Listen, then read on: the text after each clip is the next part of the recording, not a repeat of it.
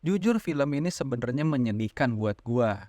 Tadinya tuh udah nggak mau gue bikin, cuman ya udahlah ya gitu daripada disimpan nggak jadi apa-apa juga.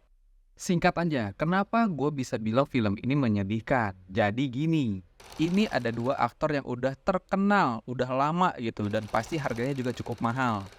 Jujur gue malah kecewa dengan aktingnya mereka. Jauh ketiban sama karakter anak kecil yang bermain dengan dua peran sekaligus, peran anak pada umumnya dan peran sebagai setan. Nah, kebayang dah tuh, memerankan dua karakter sekaligus dengan karakter yang boleh dibilang bertolak belakang.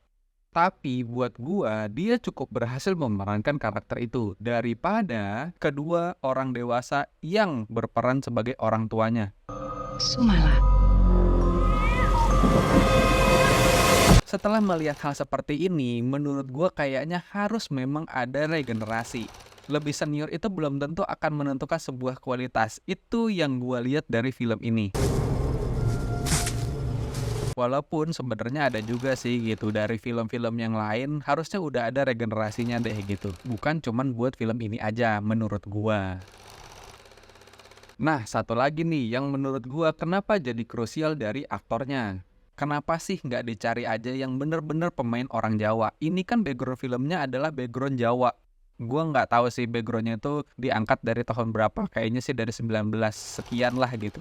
Minimal aksen Jawa atau logat Jawanya tuh lebih bisa terorganisir dengan baik. Minimal tuh kayak gitu menurut gua. Ya walaupun gua bukan orang Jawa ya, cuma cukup kelihatan aja gitu kayak ngapal dialog. Berasa banget. Malah kadang gestur sama dialognya nggak sinkron. Itu yang gue lihat juga. Menurut gue film ini cukup combo deh. Kegagalannya menurut gue. Sulastri yang mengambil langkah gegabah untuk bisa mendapatkan anak dengan bersekutu dengan iblis. Namun tindakan tersebut membawa dampak yang fatal bagi kehidupannya dan keluarganya sendiri. Wahai iblis, wonten mriki wonten manungsa. Hal ini tanpa sepengetahuan suaminya. Sulastri membuat perjanjian untuk memiliki anak yang kembar, Kumala dan Sumala. Ketika Sumala meninggal dunia, rohnya bangkit dengan tujuan membalas dendam. Di sisi lain, suaminya juga malah menyiksa Kumala karena lahir dengan kondisi cacat. Kurang lebih filmnya bercerita tentang hal seperti itu. Jadi tuh kayak suatu hal yang berbalas ketika kita melakukan suatu hal yang tidak baik. Kowe akan terikat dengan tuanku. Tuan siapa? Iblis. Bersekutu dengan iblis dan akhirnya mendapatkan jawaban juga atau ganjaran dari hal tersebut. Ditambah lagi juga dia melakukan penyiksaan terhadap anaknya ini.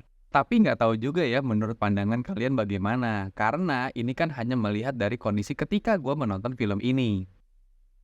Yang gue lihat dari Luna Maya kok kayaknya dia nggak bisa kabur dari karakter Susana.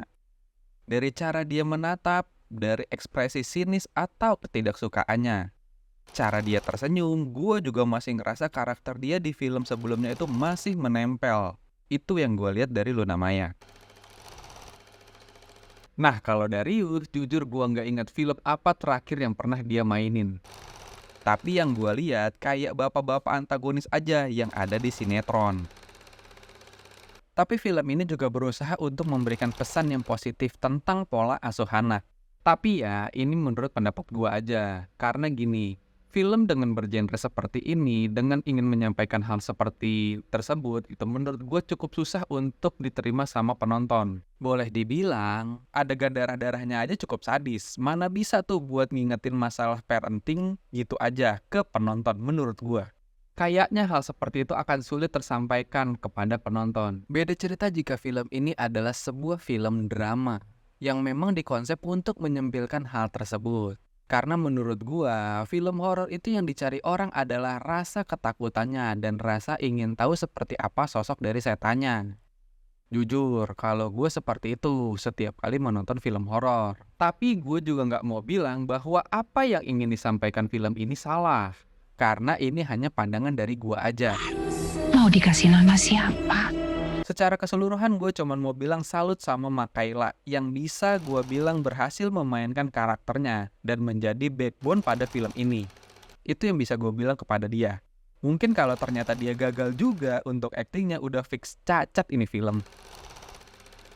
Gue nonton film ini cukup mengingatkan kayak film bayi ajaib. Scoring musik dan jumpscare-nya boleh dibilang tidak bekerja dengan baik. Tapi adegan kekerasannya boleh dibilang itu cukup sadis menurut gue.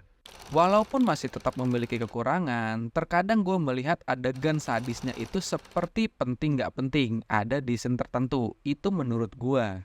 Tapi jika memang ada anak yang seperti ini, gak kebayang sih tiba-tiba ada anak yang bisa ngelakuin kekejaman kayak gitu.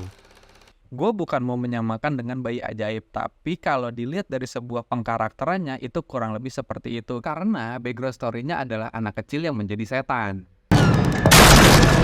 Kok malah? Tapi su malah. Gue cuma mau bilang film ini memiliki inti yang sama dengan hasil akhirnya. Sesuatu yang buruk akan membawa malapetaka di kemudian harinya. Film ini juga menggambarkan hal seperti itu. Dengan bersekutu bersama setan dan hasil akhirnya adalah sesuatu yang buruk. Sama seperti filmnya.